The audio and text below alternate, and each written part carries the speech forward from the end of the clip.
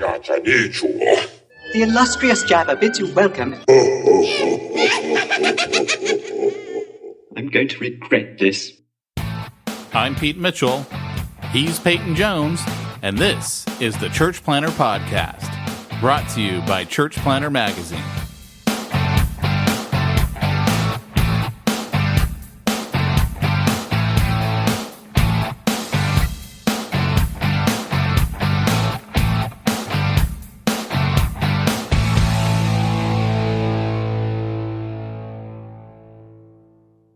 Hey, Church Planter, this is Pete Mitchell. This is Peyton Jones. That was one of those times where I can't stop laughing before we actually get started. And you are listening to the Church Planter Podcast. And on today's episode, we're talking about spiritual gifts.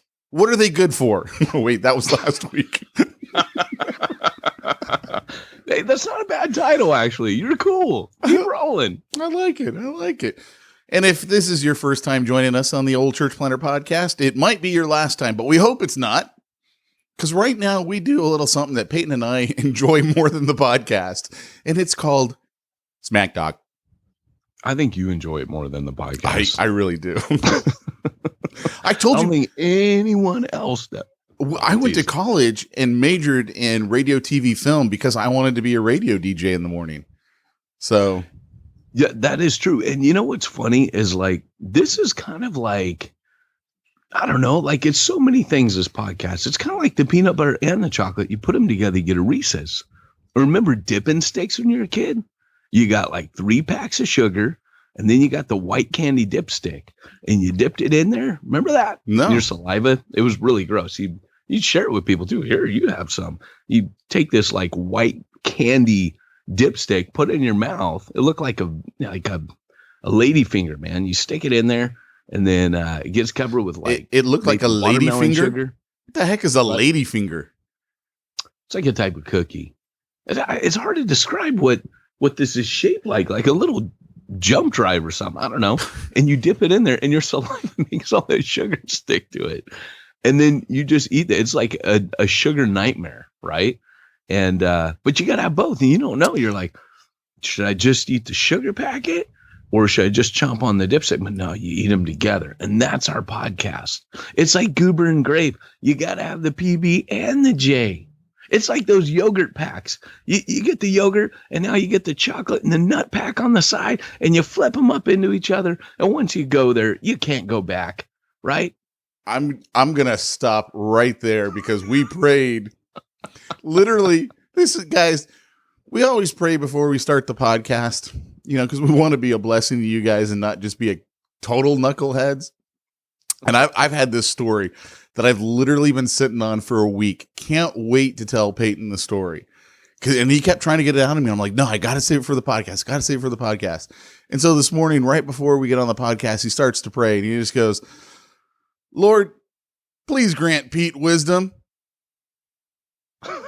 And just kind of leaves it right there. And he's just like, and he just starts laughing. He goes, you got to love any prayer that starts with, please grant Pete wisdom. because I told him, I go, you know, I'm going to be straight with you, man. This may not shine the best light on yours truly. Because, well, this is dashboard confessional time. And we did pray. And I ended up just telling him, maybe I should just pray for you after you share your story that I've never heard. All right. So here's the deal, guys. If you listened to last week's episode, you know I was really excited because we recorded that on Thursday. And later that day, I was thinking about I was going to be buying a car, right? Because we need a new car. We need a family car. I love that I call this a family car. So we ended up getting the Dodge Charger RT, which is it's the Hemi. It's the big engine. And let me tell you, man, Peyton, you're going to love this thing. When you get inside and you hit the gas, it just takes off. Like I've already left skid marks from just hitting the gas at the stop signs all over my neighborhood. I'm sure my neighbors just hate me right now. So, and that's too bad for them. So anyway, here's the deal. The train's going by, so I'm on mute, but I do want to say I looked up a video of it, and they're cop cars. Not the newer ones. High-speed chase cop cars. Not the newer ones. But yeah, there are a lot of Dodge Charger cop cars because they looked really cool and mean. But the 2017s, it's a I don't know what year they did the redesign, but man, the thing looks just awesome. And I joked on Facebook because I went to this event last Friday, and it was down in San Diego, so I drove the new car down there, and I valeted it, and they parked it like right in front of everything, and it was like right across from the Lambo, and they had all the Mercedes, and it was in front of the Porsche, and I'm like, yeah, you got a good family car when they park it right across from the Lambo, and I mean, the thing's just hot, right? Love this thing. Horrible gas mileage, as if I care at all about the gas mileage. Remember that conversation from last week? And by the way, on a side note, I can see you're typing something and not really paying attention to my story, which kind of hurts a little bit. But by the way, I did get a new pair of Star Wars underwear. Just thought I'd let you know. I'm back. But but they are black. So I mean that was good. They're not white. They're not white. Okay. Anyway, back to my story. So here's the deal. We go in and we had already negotiated the price. So we knew what the price was. And you know how at car dealers, you pretty much can't trust them at all? Well, these guys literally lied to my face on no less than 3 occasions on direct questions that I asked them. Yep, I've had that. And I think they thought that I was like everyone else they dealt with.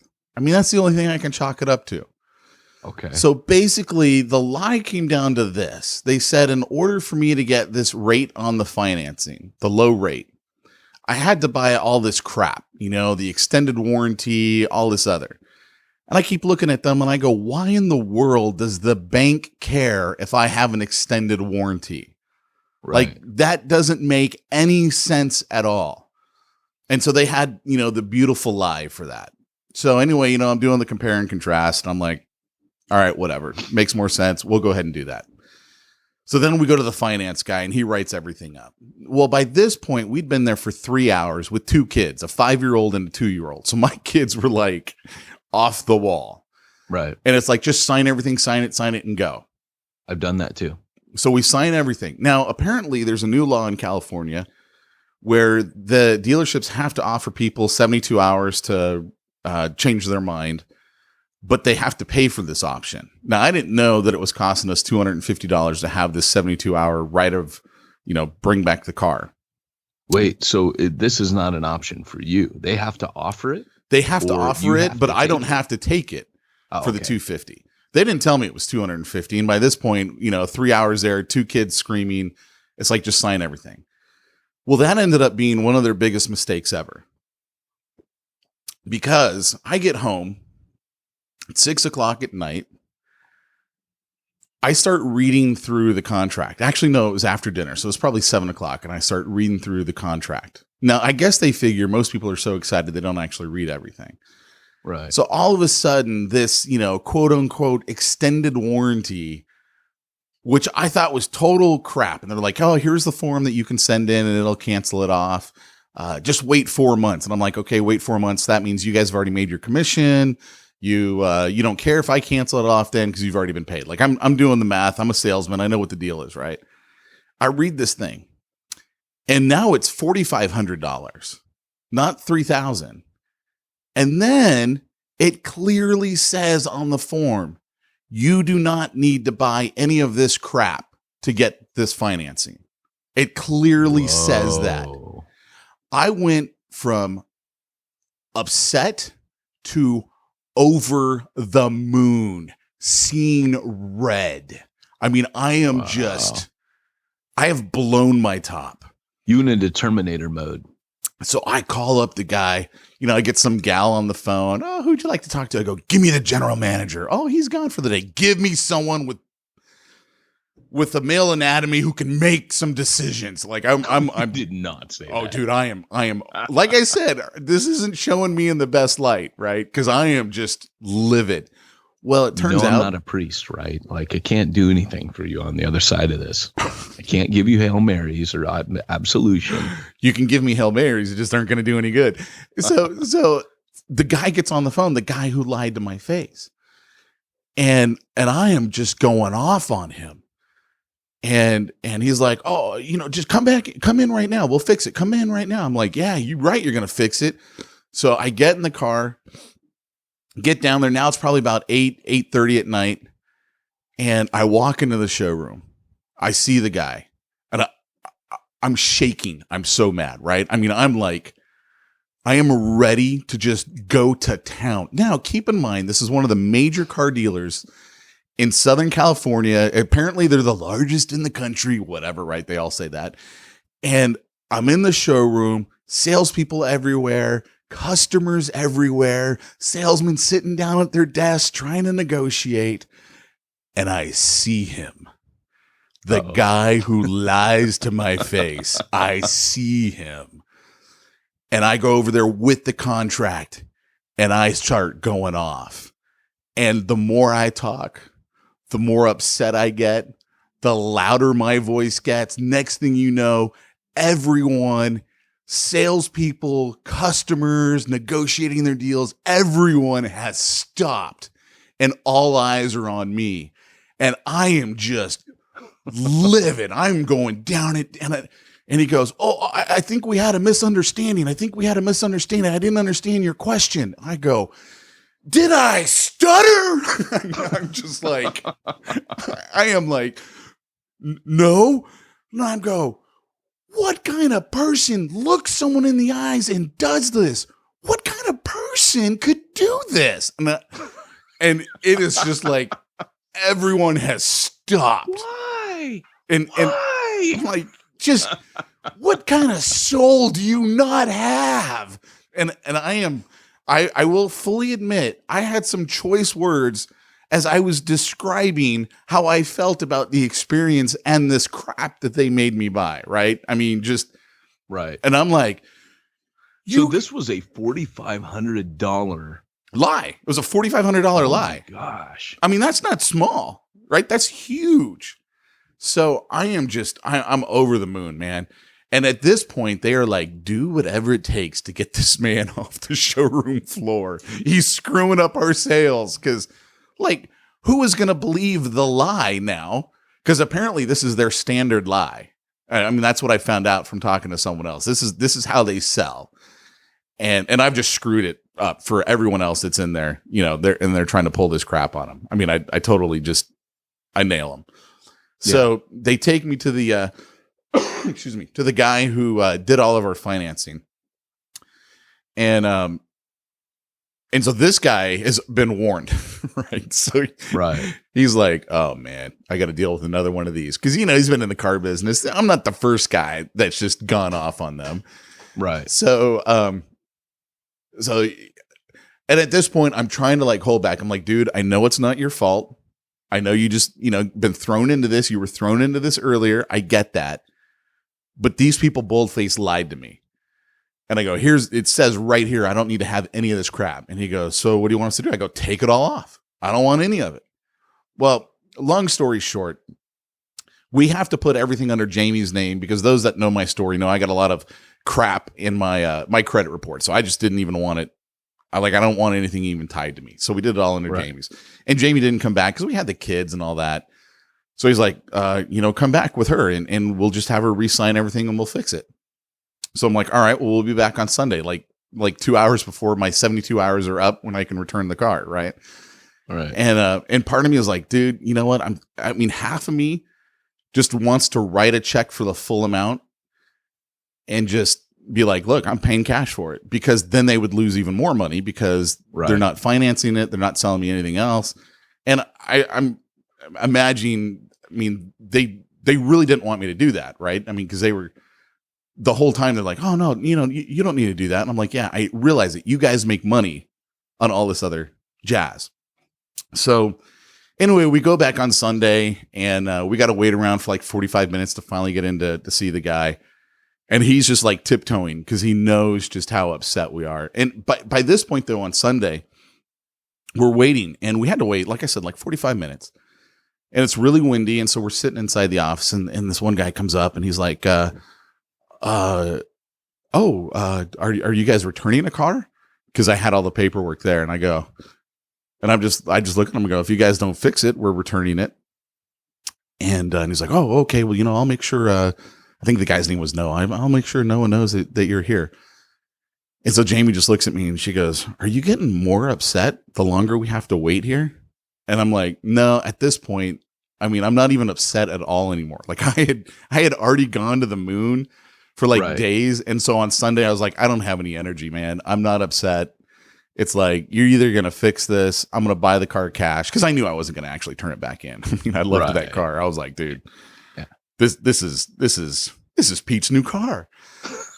And, already named it. It's the Black Beauty. No, but it's just, it actually looks like Knight Rider, and they have this 8.4 inch screen, in the, like backup cameras and all that stuff. And it's got like these lines that make it look like Kit. I kid you not. One of the background designs looks like Kit. And I'm like, oh, that's the background design on my car. Is that what you sent me a picture of? No, that was something different. That was I thought that was Kit. That was Kit. That was an app called Kit. All right. So anyway, they ended up fixing it.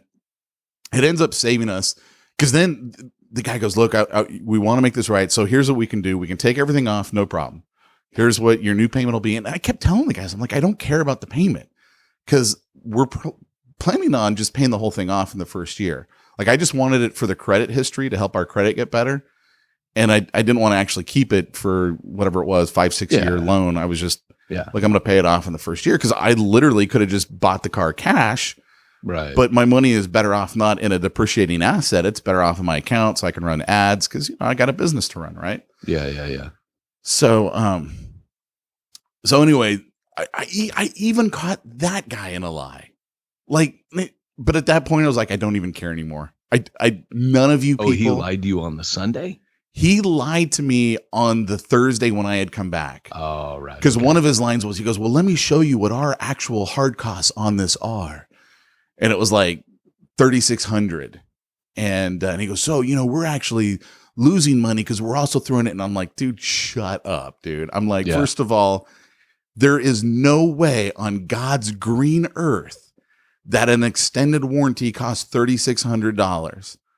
Because there's no way this car is going to have $3,600 worth of repairs in the time span that it needs to have, which is basically over 3 years. Right. And so anyway, I caught him in the lie because when I came back on Sunday, he goes, look, we can strip everything out. Here's what we can do for you. He goes, because you had to come back in here. I can give it to you for $1 over our cost. And now that happens to be $1,700. Right. And I'm like, on Thursday, you idiot, you showed me 36 as your hard cost. So this is the other hard cost. I'm like, you guys are so full of it. Like they're still trying to sell you the extended warranty. They're still, but that one actually made more sense because that one was a 10-year. And I was like, dude, I'll do a 10-year for $1,700 because the odds of something going wrong in 10 years is better. And at $1,700, I was like, okay, that actually makes more mathematical sense to me. Right. So that one I was totally cool with. And what's funny is, so I was just, and long story short, it ended up saving us $2,800. So I was like, dude, I was so glad that I just went off on you guys, but I would never shop at Huntington Beach, Ford, Jeep, Dodge, Cherokee. Never shop there ever. And, and so my neighbor, they're all the same. They are all the same. Well, my neighbor, he works in the auto industry. Like he's a service. He runs the service manager of parts for, he's been doing it his whole life. Right. And so he's there Thursday or Sunday night. And I'm like, hey man, can you help me put my booster seat in? Cause he's certified to do all that stuff. So I know he knows that because I couldn't figure it out. Right. So he comes over and I'm telling him my story and he just looks at me and he goes, there's probably one ethical car salesman out there. I've never met him, but there has to be one. And this is a guy who works in the industry. Like he's at one of the major companies in Buena Park and runs their whole service division.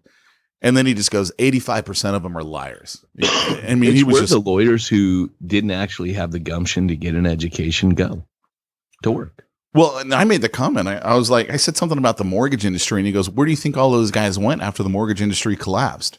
Yep. Like the subprime guys were, because I worked with them so much, they were the most unethical people you'd ever meet. Yeah. And I'm like, great. So now they're selling warranties at the car dealers. Pretty much. So, I mean, I was livid. But the funniest part though, is just everyone stops. Everyone's staring at Pete. And I'm just laying into this guy. Just, did I stutter? I think we had a misunderstanding, sir. Did I stutter when I asked you? It was so funny, man. I really hope I ruined their sales that night. I really you did. You pretty much. Well, there are people sitting there who are like, I've already been here 2 hours. I'm continuing. They were probably like, so they are full of crap. That's you think? Oh, yeah. Did you feel like you actually did kill those sales? Oh, yeah. There's no way. There is no way anybody in there was leaving with a financed car. They were either paying cash or leaving. Because nice. I exposed them. I totally exposed their whole lie. And so I used their. Actually went into the details of their financing. Oh, yeah. He goes, oh, that's not what it means. I go, really? Let me read it to you word for word right here on the contract. And I read the whole line, top of my lungs. And I'm like, so explain to me again how I have to buy that crap? We'll take care of this right away. I mean, are you serious? Yes. I'm reading to you right on the legalese. Read it to you. Oh my gosh, dude. I was like, you freaking car dealers. So yeah. Well, in one sense, brother, there's a sense of justice there that somebody got caught, exposed, and I'm sure the fact they said we'll make this right. That's there's a piece of us that's rejoicing, with because we've all been. I had guys flat out lie to my face, and I lit up Yelp and all the reviews, and I was not the only one. My only regret was that I had not read the reviews before. But I mean, you talk about bold-faced lies. Oh yeah, right to your face. They were lying big time. Yeah, and they and two of them. I had two guys on me telling the same lie. And I lit him up, and the manager called me. And when he read my review, here's the thing: is when you make a writer angry, that doesn't bode well for you, because not in today's day and age. That's for sure. No, when a writer gets mad at you, we're eloquent and we can express things. There's an art form. There's a dark gift that some of us possess that we try not. I don't have the writer's gift. I have the I'm going to get everyone's attention and expose you gift. Yeah. So they called me up and begged me to remove it, and I said I'll edit it, but I will not remove it. And they were like, okay. And then the big boss, he read it and he was like, okay, we retract our previous offer if that doesn't come down. And I said, it's staying, because there's a bigger issue here than I think it was like 1,000 or 2,000 at that time. That was like, I mean, that's a lot of money. Still a huge amount of money. It's a total lot of money. At that time, I was like, nope, it's staying up, because I've read the other reviews on here. And as a matter of principle, other people need to be warned about you guys. You've been doing this to people a long time. Yep. And so my review stays. And the thing is, I looked at all the car dealers, and none of them were good. Like, they were all on Yelp 1 and 2 stars. Yeah. And I was like, so it's just the whole industry. Like, it really is as bad as everyone says it is. I mean, when was the last time I bought a car? It was like 2005. Was literally the last time I bought a car, because this was a Honda dealership that had actually changed their name. Oh, because they were so bad. Reputation was so bad that they changed their name to get away from it. And so that's what I put on their new site. And there were other people on there, and they were bringing up the name change. These guys used to be this, and we knew their reputation. It was the same guys, So, anyways, it was a justice issue for sure. Yeah. So it's so funny, because in my my Bivo Business Growth Consulting course for church planners, which is proudly sponsoring the Church Planner Podcast today, one of the guys in there was like, hey, you know what, guys, these used car dealers, man, they got all kinds of margin, and we could really go in there and help them. And all these guys are like getting really excited. And I just go in there and I'm like, guys, man, I don't think you want to be working with used car dealers. They have a reputation for a reason. Yes, you can help them make more sales. I don't think you want to help them make more sales. And Ben, I believe it was Ben Hartel. He gets in there. He's one of the church planners from Santa Cruz who's in the course. And he starts talking to the guys. He goes, guys, I used to work for these guys. And Pete's right. You do not want to work with car dealers. And then after having this experience, I'm like, yeah, you really don't. I don't want to help those guys make any more sales. They're not ethical. That Ben is one of my when I used to teach church planning at the university courses online. Get out of town. He was one of my students. No way. 5 years ago, Ben Hartel. Yeah. No, before kidding. They had planted up in Santa Cruz, they were getting ready to do it. Dude, so. Ben is a cool guy, man. He's a very cool, really cool guy. Yeah, that's awesome. I didn't know that. That's funny. Yeah.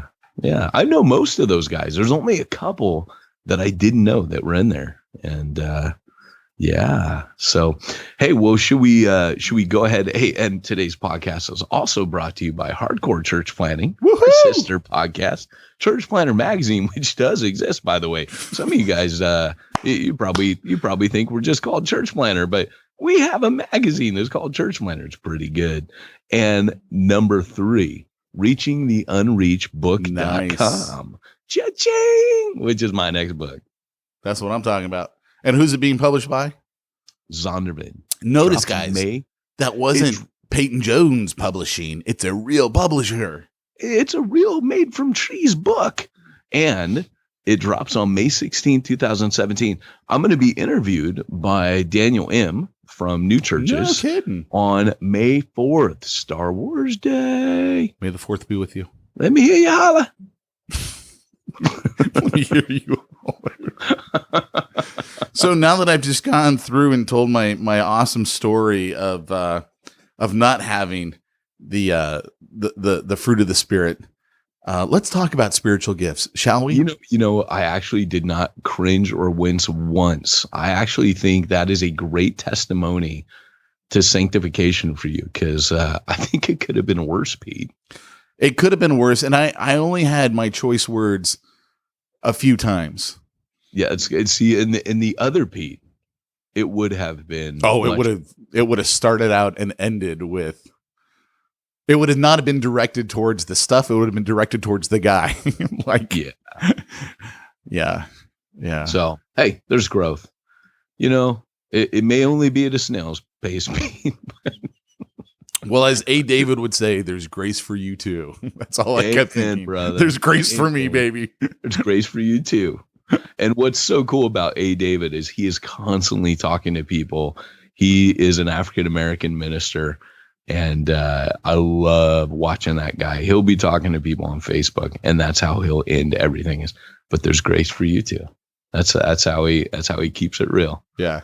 Keeps it spirit centered and Jesus focused. So well, it was interesting too, right, man. Excuse me. What was interesting is one time I saw his conversation and someone thought he was belittling them because he's like, oh, there's grace for you too, like their point of view. And so that guy called A. David out on it, and A. David goes, no, you don't understand. I'm reminding myself that there's grace for you. That's it. And when you look at it like that, it like changed the whole context. He was reminding himself not to get angry with someone else's point of view. Absolutely. And it was like, wow, that was powerful. That's how he can walk away from it, is kind of like, you know what? The Lord loves you nonetheless. He's died for you. He's poured his spirit into you. Boom. And I have to leave it there. Yeah. Because you're his responsibility. Right. And it works, man. And it's like that guy. One of the most powerful things I've seen, speaking of love over, conquering good, which you failed at miserably in that car dealership. But I did love the car. I love the car. Does that count? But the if you're new to the podcast, you have to understand Pete and I are like best friends. We do this all the time. There's please don't write in and go, I think what Pete did was wrong.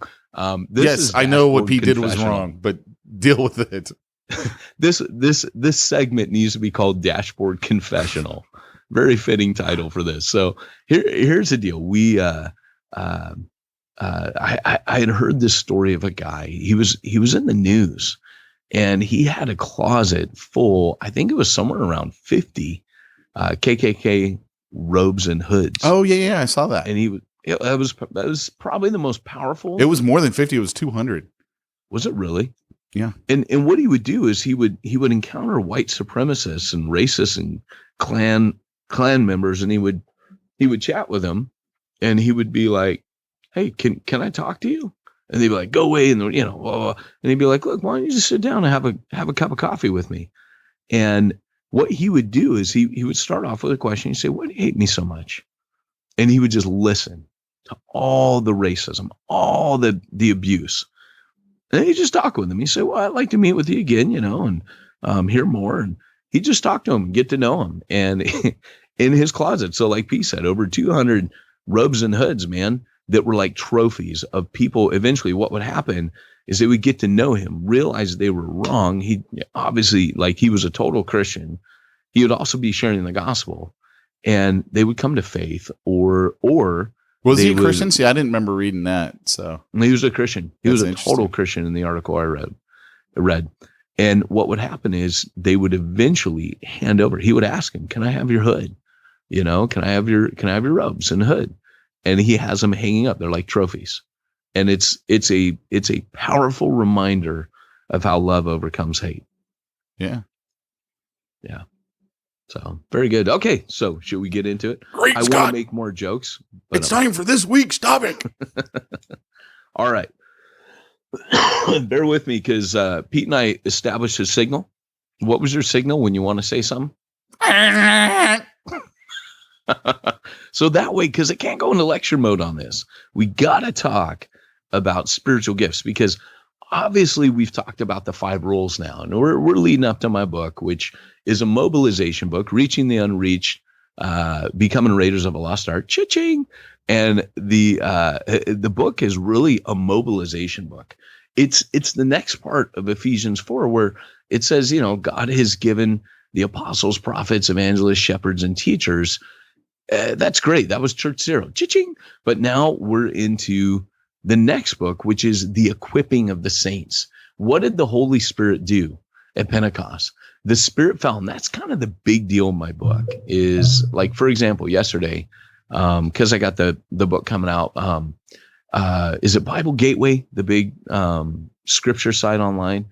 I have no idea. So I'm doing an interview with them, and they were like, "Hey, we want you to comment on this study that was done on people evangelizing." And it's something like 7% of evangelicals, and they're the highest percentage, share their faith on a monthly basis. Really? So once a month, 7% of evangelicals share their faith one time. So anyways, so they're like, "What do you think of this?" And it falls in perfectly with my book. So after this big interview, they wanted me to comment on that. And I'm like, look, it just says everything that I'm saying in this book. And that is, Jesus tells them, look, wait, you need this empowering. And we're living in a time of drought. We're in a time where, it hasn't rained in California forever. And we say we're in a drought. Well, this year, that drought ended. I mean, we had a deluge of rain this year. I mean, so much rain, it looks like Hawaii here at the moment. And so, and I said, in the way that we have this hardwired into the universe, this is also a spiritual condition. And when the deluge happens again, it's called revival, when we have an outpouring, when the Holy Spirit, and of course you got Pentecost, where it's the empowering for mission. Jesus tells them, "You'll be my witnesses. You'll be empowered. You'll receive power from on high." And then they go and they share and they witness, and they're beaten, and they go right back to prayer in Acts chapter 4, and they pray again. The Spirit, it says this time, shakes the building, alights upon them again, fills them. It says that they arose filled with the Holy Spirit and preached the gospel with boldness, so that many more were added. So there was this empowering again. And so I point out that, look, this Pentecost was not like a one-time deal, right? I hold to Lloyd Jones's very powerful exposition of this whole, we talked about systematic and biblical. Well, Lloyd Jones has a systematic of, revival and the empowering of the Holy Spirit. And so my book kind of builds on that. It quotes from Tozer a lot. But really, when Peter stood up at Pentecost, they're like, what is this? And Peter quotes Joel in answer to it. And he says, in the last days, I will pour out my spirit upon your sons and daughters. Your old men will prophesy. Your young men will dream dreams. And he says, this promise is for you and for all of your children, and as many as will call upon the Lord our God. And so what I'm pointing out to is, look, guys, this is an ongoing thing. Like, this is as many as will call. This is a promise for all believers, and every time that the Spirit is there, if we will rely upon him for empowering. And I said, basically what you're seeing today as a result of those statistics is us trying to do it all ourselves. And we just can't. And the letters to the 7 churches my book opens up with is Jesus kind of talking to them when they've kind of left him in the dust. And he's like, look, you can't do this. I told you at Pentecost, you needed to wait. You need to wait on me. You needed this empowering. Then you'll be my witnesses. And we still haven't learned that lesson. So the book is basically about leadership's responsibility is to do what Peter did. And that is look at the people, the men, the women, the children, the old men, the old ladies in front of you and say, this is for you. We're not going to do this for you. This is for you. The spiritual gifts are something that are for all of you, and you will prophesy and you will dream dreams. And what you're seeing here, this empowering, this is for all of you. And so Reaching the Unreached, Becoming Raiders of a Lost Art, cha-ching, is a book. And this isn't actually the podcast about that book. That's coming. But this is really about that next part of Ephesians, going on for that leadership of, if my job is to equip the saints, then an apostle equips the congregation in a certain way. The prophet equips the congregation in a certain way.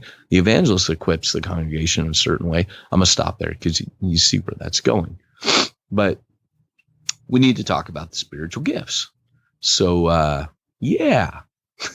Yeah. That's where I'm going. I dig it. So let me start off.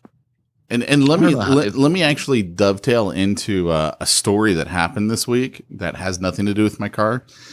That excuse us, guys. Both of us have a cough, and I swear we haven't been around each other, so it's not like we gave it to each other. Go on, say it. We haven't been kissing. Just said that to make you uncomfortable. I made it weird. I got Tyrone to stop saying "I love you, man" when he hangs up the phone to me because of. He heard the podcast where I'm like, dude, I hate it when he says that. And so now he doesn't say it to me anymore. And I'm like, all right. My masculinity is now intact. I don't think I've ever told you I loved you. Don't. I don't think I ever have. That'll end the podcast right there. Isn't that like an old Van Morrison song? Have I told you lately that I loved you? Isn't that probably Van Morrison? Right? I don't know who sings, but okay, all right. So I'm at this event on Tuesday. And this is with one of my clients, and she's a real estate coach. And so we were putting on this big 2-day event, and we had, 250 people there. And one of her coaches went up to speak. And so he's trying to make a point. And I don't even know what his point was. He goes, let me tell you a little story about a guy by the name of Saul of Tarsus. And let me tell you a little ditty about Jack and Diane. I'm listening. That's what it sound like. Yeah, I'm listening to his story, and all I'm thinking in the back of my head is, this is some of the worst theology I've ever heard in my life.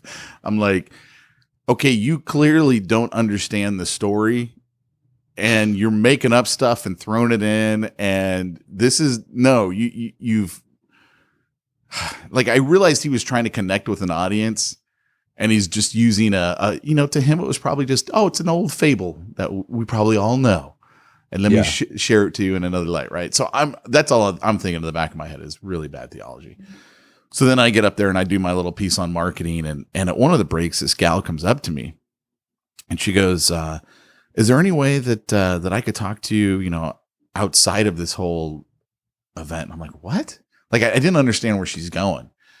And I'm like, well, look, just so you know, anything I do with real estate agents, I only do through Excellium, my client's company, because I'm like, I don't want to in any way damage my relationship with my client. And honestly, it's like, it's not worth it to me for whatever they would pay me to work with them individually. It's so not worth it. And she starts talking and she's like, and finally I understood what she was saying, because she's like, yeah, there's too much religious stuff here. And she's like, I've been really hurt by Christians in the past. So, I mean, I really can't. And at first I'm like, what do you mean there's too much religious stuff? And then I realized, it was the really bad Saul of Tarsus theology story that this guy was trying to use. But it on one level, it was like, I was like, man, I don't know how to respond to this. Because first of all, I'm thinking, you realize you chose the one guy here who's probably actually more religious than anyone else. And you said this to him. And I'm like thinking, because that other stuff is like, I don't even know where he came up with it. But it was just something you said made me think of that, of just the whole, how we approach people and how we talk to them. And man, I tell you, we can really damage people. We can. And this is the thing along those lines. It's kind of what's happened with the whole idea of the gifts. Whenever, I don't know about you, but it used to be for me, and even still, the Bible says test the spirits. I would hear people like all of a sudden they mention the gifts and I'd be like, oh, okay. All right.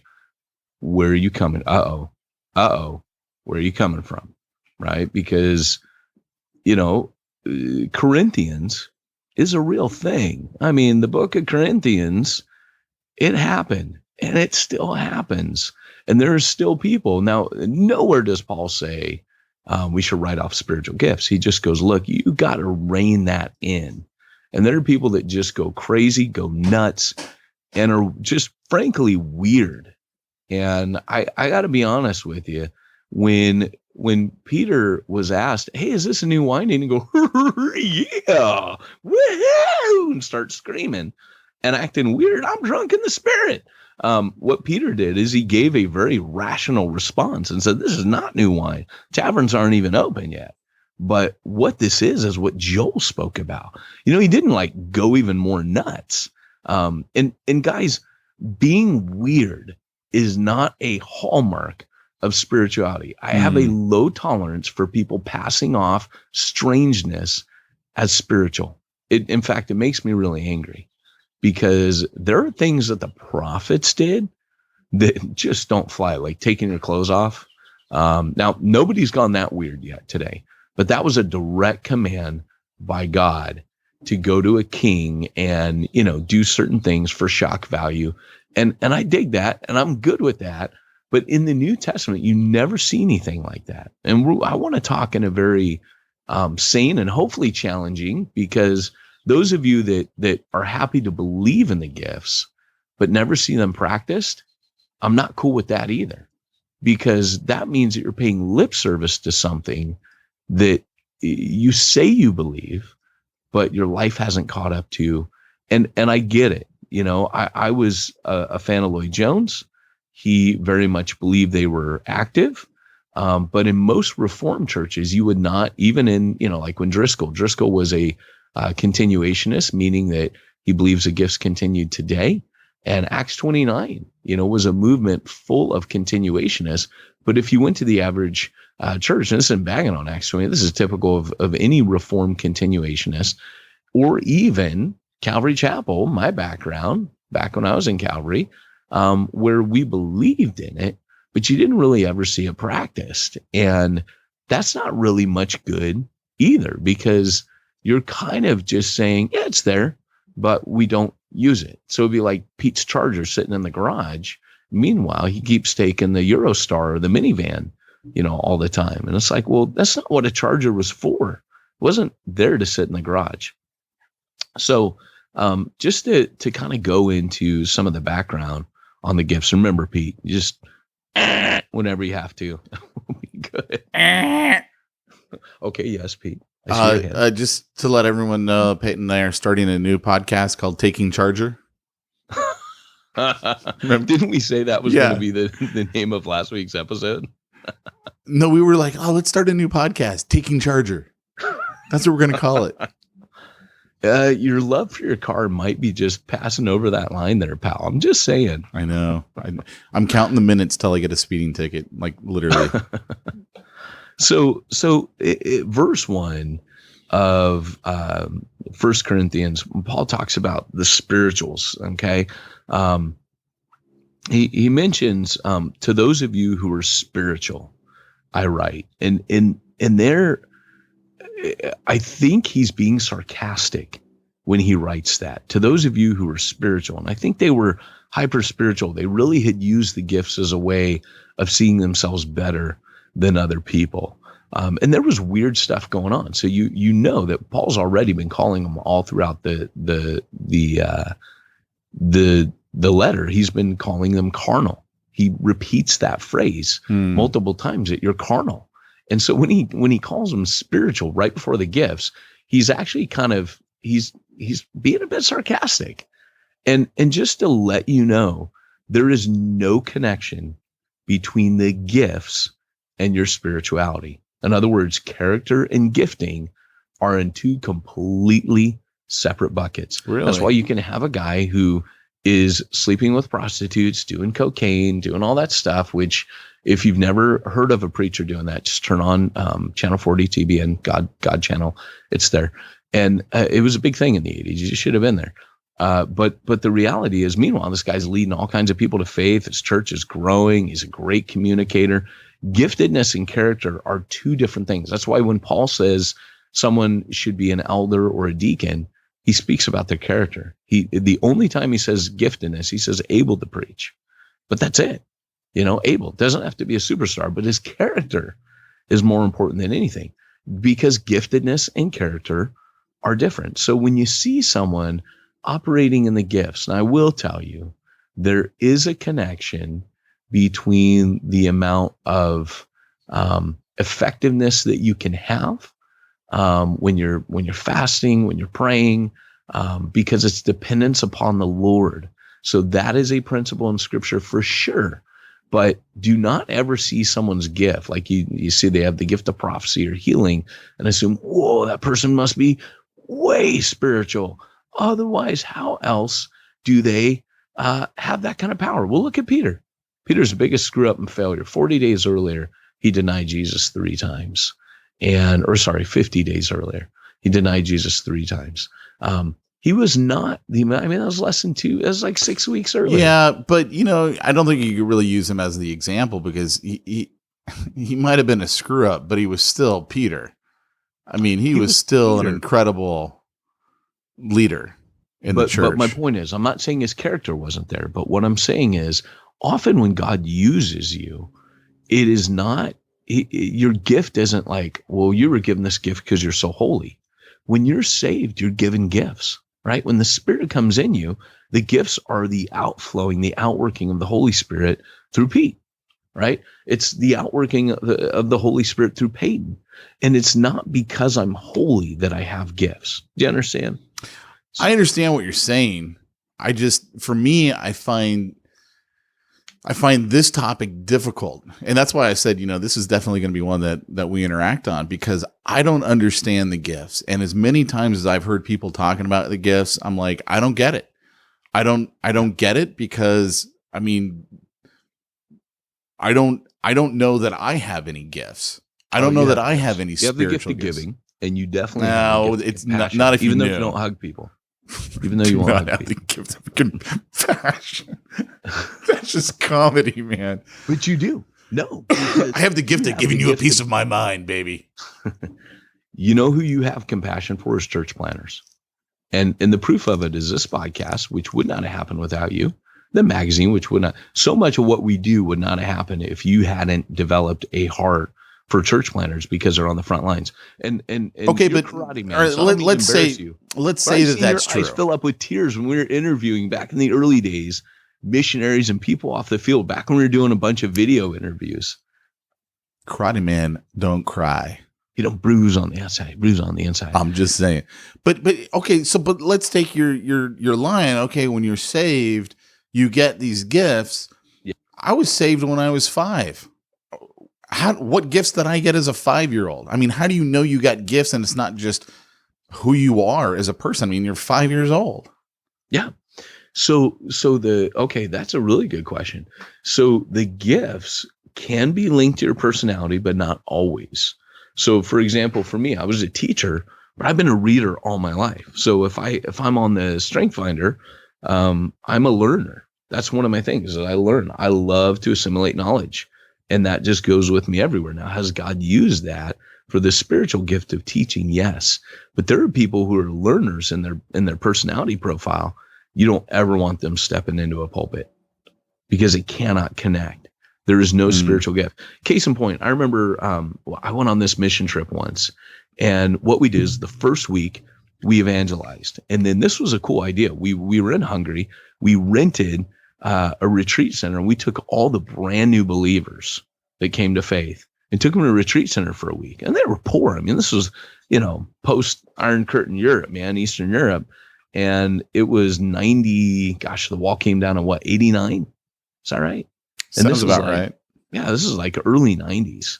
And it was cool, man. Like, they're like, yeah, I'll come, So they came out and we wined and dined them. Excuse me. I meant to mute that. But here comes the train. And your dog. Thanks for that. But what happened was there was this guy, and he was teaching, and he was the worst teacher I think I've ever heard.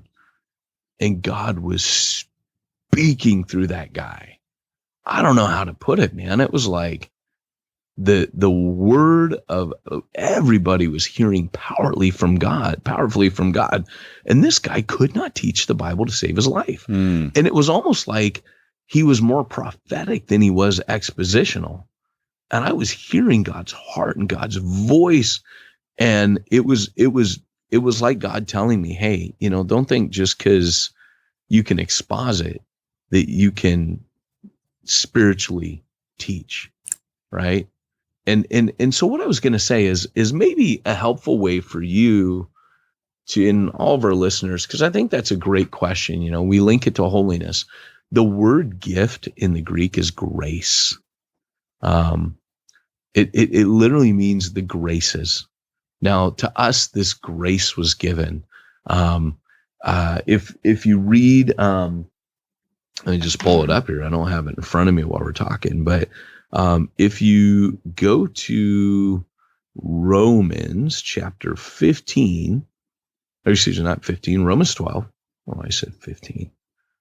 Romans 12, Paul says, I appeal to you, and he keeps talking about grace. For by the grace given to me, I say to everyone among you not to think of himself more highly than he ought, but with somberness, or soberness, sober judgment. And when he talks about the gifts, he says to each one of us, he says, having gifts that differ according to the grace given us, let us use them. That's verse 6. Let me actually read it to you how it sounds in the Greek. Let me read it in English again. Having gifts that differ according to the grace given to us, let us use them. This is how it actually reads in the Greek. Having graces that differ according to the grace graced to us. It's just grace, right? If God uses you, it's grace. That's why I used Peter earlier, because I believe that God often, to show his grace, uses people that aren't all together. Now, you are gonna stem the flow of the Holy Spirit if you're in sin, right? That's where I believe that there's a shift at that point, either back to your natural abilities, where the Spirit's power is maybe a little bit stopped up, or the Holy Spirit continues to work through you because it wasn't about you. Like, undoubtedly, people have been saved through ministries of people that were doing heroin and sleeping with hookers. Like, undoubtedly, people came to faith. You and I bumped into an individual at a conference, and you're like, don't you know who that is? And I'm like, no, because I was out of the country. It was a major scandalous figure, and I don't want to name that person, but remember? Yeah. Yeah, we did bumped meet into him. I forgot that we met him. I know we talked about him, but I forgot that we met him. we sat next to him. We're talking. I made some joke not knowing who he was. And that's when you're like, I can't believe you said that, dude. Because it, in a weird way, had I known who it was, you would have never made that joke. And, but again, it's these graces. Well, and along those lines, I remember reading, I can't remember the author's name, but he wrote the book Imagine Heaven, and we interviewed him on the podcast. And it's just full of all these near-death experiences. Burke. Is that what his name was? Yeah, John Burke. All these near-death experiences, and some of the most amazing ones to me were when God used people who are not Christian and didn't believe in him to save other people. Yeah. And I remember specifically, there's this one story, this guy, he's in the doctor's office going through a stress test. He has a heart attack and he keeps dying. And the doctor is doing CPR on him, waiting for the paramedics to arrive because it's not a hospital. It's just a doctor's office. And they need to get him to a hospital. And every time the guy has to stop doing CPR, the guy dies again. And every time he starts doing CPR again, he brings him back. And the guy is like yelling at him going, I'm in hell. I'm in hell. You have to save me. Yeah. And the doctor's like, shut up, dude. You don't know what you're talking about. But he keeps dying. He goes, you have to save me. And so he goes, the doctor just went back to like, all right, well, I think there's something about, asking Jesus into your life and blah, blah, blah. And like, walks him through this. And then the guy dies still. And when he comes back, he's like, I'm in heaven now. And like, and so the guy ends up living and is, like just a mad follower of Jesus. And to me, it's crazy because God used someone who wasn't saved. So absolutely to say I totally get your point of God using ministers and pastors who have like huge amounts of sin. He uses unsaved people. So he does. And in 1 Corinthians 12, Romans 12 and 1 Corinthians 12 are the two major gift chapters. And, in that one in verse 7, it says, to each grace is grace, the manifestation of the Spirit for the common good. For to one, grace is graced through the spirit of utterance of wisdom, and to another, the utterance of knowledge, according to the same Spirit. And so, again, the language, whenever Paul uses it, it's awkward.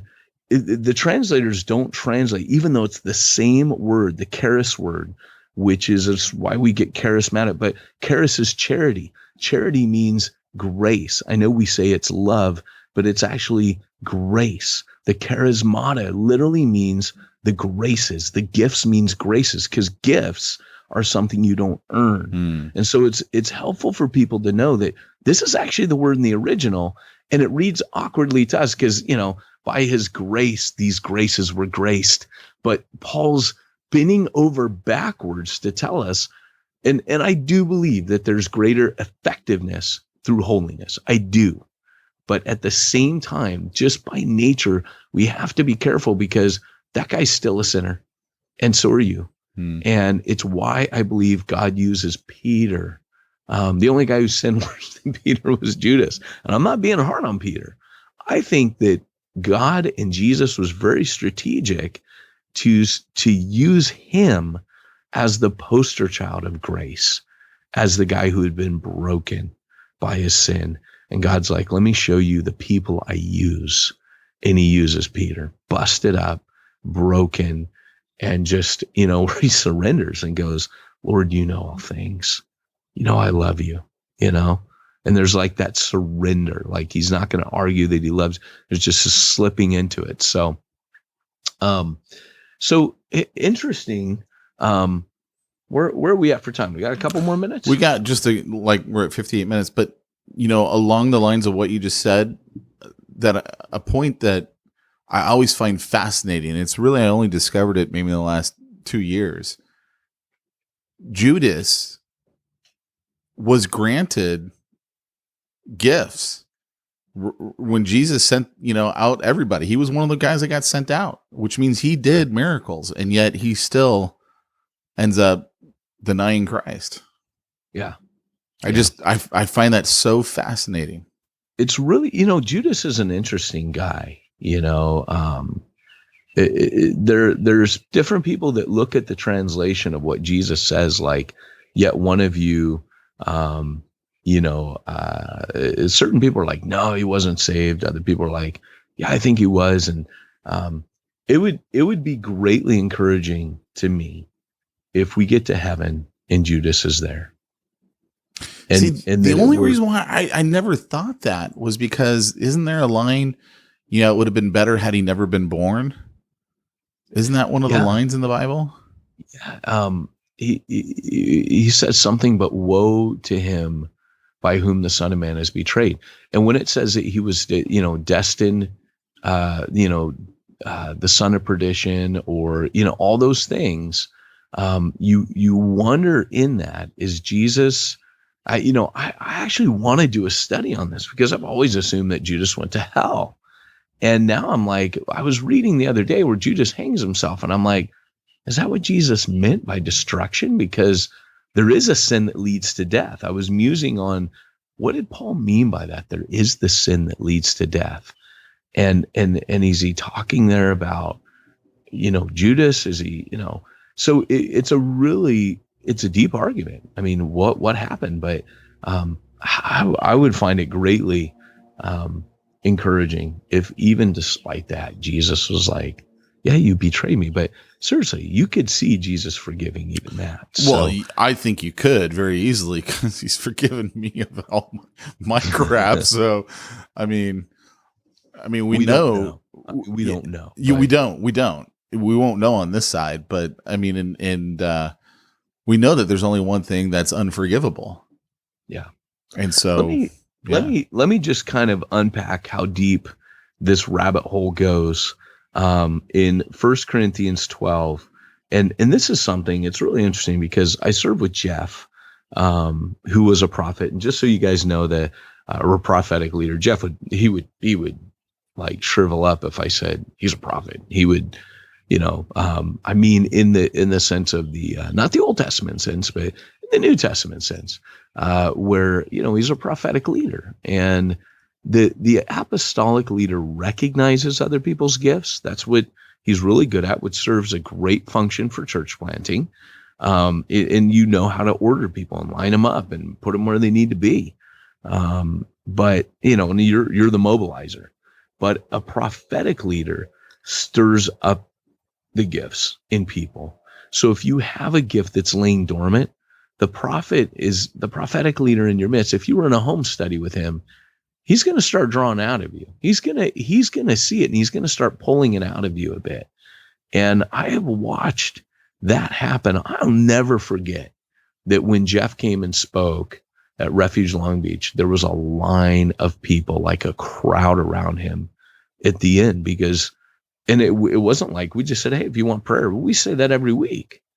But that morning, people it's like they knew. And I mentioned how when he was out for 2 weeks, I ended up in a handful of serious exorcisms with him. And when we were out there, we were in exorcisms and healings, and that's just what happens around prophetic people. But Jeff, I remember once I asked him, hey, could you teach on the spiritual gifts? And it was like having my mind blown. And he pointed out, he goes, in 1 Corinthians chapter 12, he goes, there are 3 categories of gifts. I was like, what? And he goes, yeah, look. He goes, he says, now there are varieties of gifts, but the same Spirit. And there are varieties of service, but the same Lord. And there are varieties of activities, but the same God who empowers them all in everyone. To each is given the manifestation of the Spirit for the common good. And he's like, look, unpack each one of these words. These are the different types of spiritual gifts. These are the categories. You can fit all the gifts we have listed into these 3 categories. Paul's telling you these are the 3 categories, but there's one Spirit. I'm like, what? And he goes, yeah. The administrations, if you have the King James, means services, diakonia, or services to be performed for others. He goes, the operations, verse 6, or energma, which means energizing, means a divine energy that enables us to perform a service. Same word is used in 1 Peter 4:11 and Colossians, those of you that take notes, 1:29. And he goes, and lastly, there's manifestations. There's things in the word in Greek, there's phanerosis, which means to make visible or display. And when he was talking, I was like, what does that mean? And he goes, well, it reveals God's presence and glory. So if you read 1 Corinthians a little bit later, 2 chapters down, Paul says that when the non-believer comes in your midst and you prophesy, they realize that the Lord, a great fear comes upon them, and they say, surely the Lord is in your midst. He goes, that's a manifestation. That's a revealing where God's presence and glory. And he goes, and prophecy does that. Sometimes healing has that. That's an energizing. It can be a service, but it's also, they have these different effects. And he goes, so certain ones, like a service would be the gift of helps, right? The gift of compassion.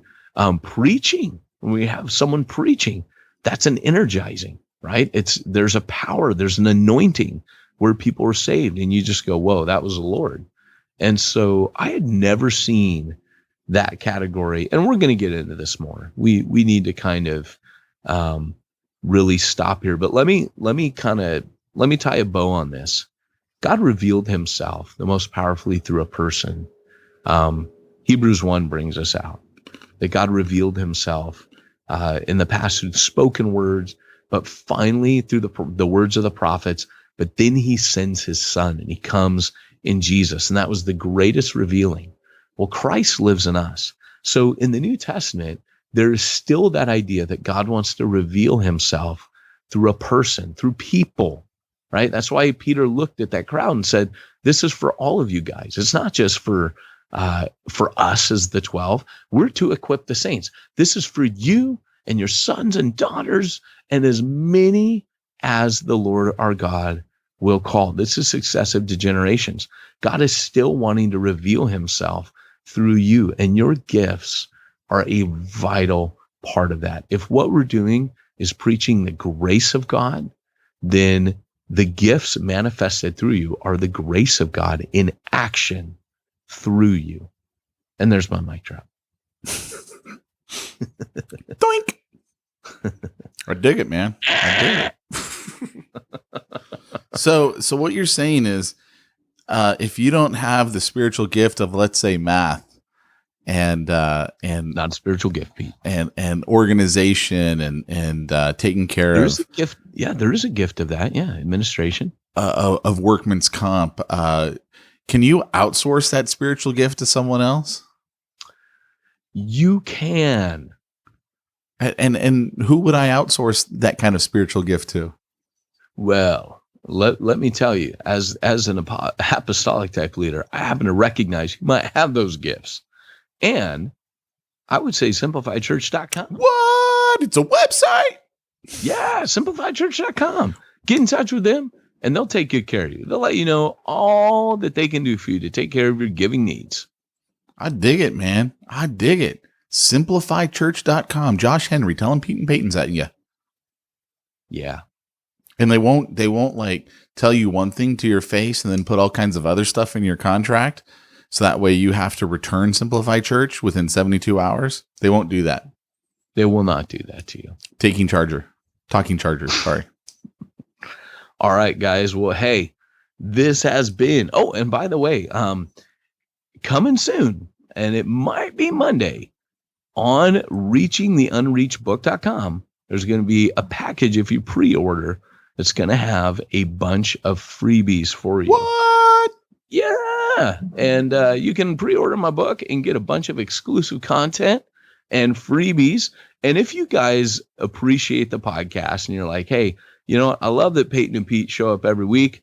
I tell you what you can do. You can buy a case and take your church plant through my book. I don't ask for much, right? But I'd ask, hey, this is the one time I say buy my book. And this is the one time. I love that. I talk about my book all the time. This is the one time. Okay, just so everyone knows. I'm going to ask this a bunch coming up that you buy my book. And church planners out there, if you buy a case of this, let me know, and I will make it worth your while. What? So, hey, guys, thanks for joining us today. This has been Peyton Jones and Pete Mitchell reminding you, if you want to reach the ones no one's reaching, you need to go where nobody's going and do what nobody's doing.